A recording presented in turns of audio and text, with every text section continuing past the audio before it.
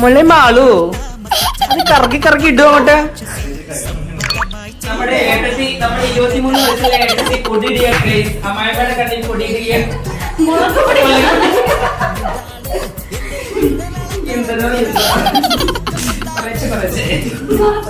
ഇടമല്ലേ നീ കൂടെ നിക്കട്ടോ.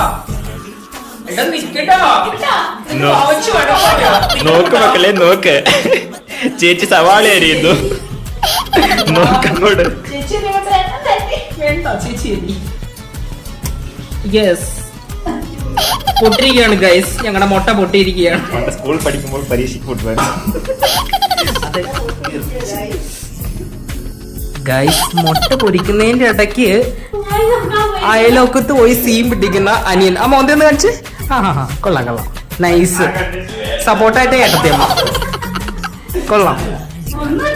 ഓംപ്ലേറ്റ് ആണോ മസാല ദോശയാണത്?